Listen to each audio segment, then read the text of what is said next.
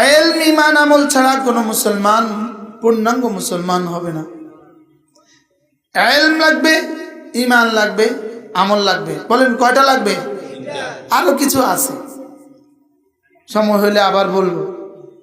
লেকিন এই তিনটে হলো মূল বিষয়। আমার ইলম লাগবে, আমার ঈমান লাগবে, আমার আমল লাগবে। বলেন কি কি লাগবে? বলেন ইলম, ঈমান, আমল। বলেন আচ্ছা, একজনের রিক্সা চালানো শিখে নাই, সে রিক্সা কবে চালাবে? সে অটো চালা, আমি কি অটো চালাতে পারি? কেন? আমি শিখি নাই, আমি কেন চালাবো? আমি রিক্সা চালাতে পারি, কেন? শিখি নাই, আমি কেমনে চালাবো? তাহলে বোঝা গেছে শিখা লাগে। কি লাগে বলেন? এবার শিখার জন্য মাদ্রাসা লাগে। বলেন কি লাগে? তা আমি সাফ বলি, মাদ্রাসা ছাড়া ইলম নাই, ইলম ছাড়া ঈমান নাই, ঈমান ছাড়া আমল নাই। তাহলে মাদ্রাসা ছাড়া কিছু নেই। মাদ্রাসা ছাড়া কি নাই? কিছু নেই। লিঙ্কন বার্ড ছেলেটা হাফেজ হয়ে গেছে, ওর বয়সী বাচ্চা ইংরেজি কয় পৃষ্ঠা পারে? ওই বয়সী বাচ্চা অঙ্ক কয় পৃষ্ঠা পারে? শুধু ধোকার সাগরে বাস করে আছি, সব পারে, আসলে কিছুই পারে না। এই বয়সী বাচ্চা কিছুই পারে না। হ্যাঁ, মাদ্রাসা দিলে অনেক কিছু পারে। আশ্চর্য না? ওর বয়সী বাচ্চা যারা প্রাইমারি স্কুলে পড়ে, ওরা কি পারে? ওর খালাতো ভাই, মামাতো ভাই নিশ্চয়ই আছে, ওর বয়সে যারা প্রাইমারি স্কুলে পড়ে, ওরা কি পারে? অনেক কিছু পারে, কিছুই পারে। আর মাশাআল্লাহ, ভাইয়ের ছেলের নাম কি? সৈয়দ আবু বকর। নামও তো সুন্দর রাখছে, আল্লাহ কবুল করেন। সুবহানাল্লাহ। এই নামের বরকতে সে হাফেজ হয়েছে, এই নামের বরকতে সে হাফেজ হয়েছে। সুবহানাল্লাহ। কি হয়? সুবহানাল্লাহ। এটা তো বলতে হবে যে রাসূলের পরে ইসলামের প্রথম হাফেজ আবু বকর। সুবহানাল্লাহ। কি হয়? এজন্য নিয়ত করেন, প্রত্যেকে নিয়ত করেন, আমি আমার ছেলেকে, আমি আমার মেয়েকে দ্বীন শিখাবো। বলেন ইনশাআল্লাহ। বলেন সবাই, বলেন ইনশাআল্লাহ। বলেন আমি আমার ছেলেকে, এর যারা বিয়ে করো নাই তোমরাও বলো, দেখতে দেখতে দেখবে বিয়ে করাবে, তোমরা টেনশন করো।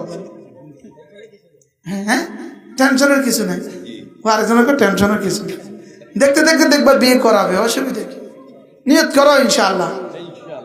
আমি ব্রাহ্মণবাড়িয়া গেছি মাহফিলে, ওখানে সরকারি কলেজের একজন প্রফেসর আমার সাথে এসে মুস্তাফা করলো, সাথে একটা ছেলে, ছেলেটা হাফেজ।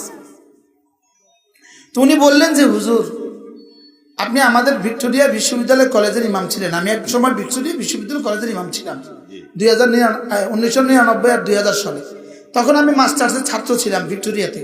তো আপনি একদিন ইমামতির জুমার বয়ানে বলছিলেন, আপনারা তখন তো স্টুডেন্টরা তো কেউই ছেলে মেয়ে নাই, বিয়েই তো করে নাই, যার যখন ছেলে মেয়ে হবে দ্বীন শিখাবেন নিয়ত করেন। তখন মসজিদে হাসছিলাম আর নিয়ত করছিলাম। তো এই ছেলে হয়েছে, ছেলে হাফেজ হয়ে গেছে। আর আমি ব্রাহ্মণবাড়িয়া সরকারি কলেজে আছি, বিসিএস করে সরকারি কলেজে। এখন তোমরা হাসতেছ, হুজুর আমাদেরকে বলতেছে ছেলে মেয়েকে দ্বীন শিখাবো। তো ছেলে মেয়ে তো ইনশাল্লাহ আসবেই, আমি হয়তো থাকবো না, এই জন্য আমি ওয়াদা করে আনেছি। কি ভাই, যে আল্লাহকে চিনে না সে পৃথিবীতে কিছু চিনে না। বলে যে আল্লাহকে চিনে না সে পৃথিবীতে কি কিছুই চিনে না, কিছুই চিনে না। যে আল্লাহকে চিনে না সে পৃথিবীতে কিছুই চিনে না। যার আল্লাহ নাই তার দুনিয়াতে কিছুই নাই, যার আল্লাহ নাই তার দুনিয়াতে কিছু নাই। এজন্য আল্লাহ তাআলা বলেন, মান আমিলা সালিহাম মিন যাকারিন আও উনসা ওয়া হুয়া মুমিন ফালানুহয়িয়ান্নাহু হায়াতান তাইয়্যিবাহ ওয়া লানাজজিয়ান্নাহুম আজরাহুম বিআহসানি মা কানু ইয়ামালুন।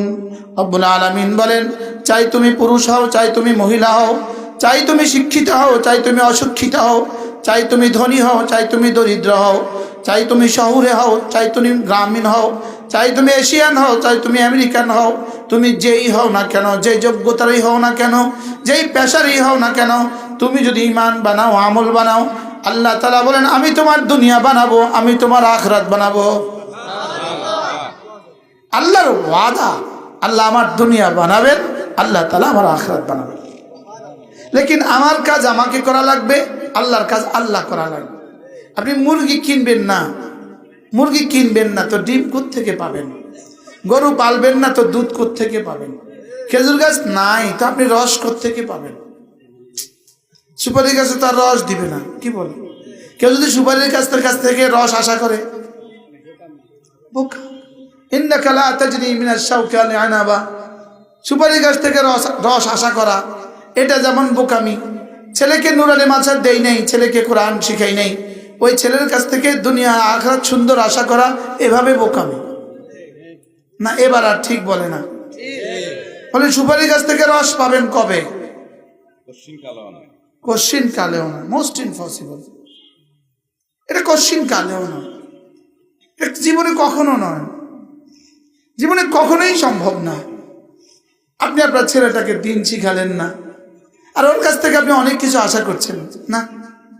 না, বুঝেন না কি বলছি? বলো, ছেলেকে দিন শিখান নাই আর ছেলের কাছ থেকে কি অনেক কিছু আশা করছেন, এটা বোকামি। এটা কি?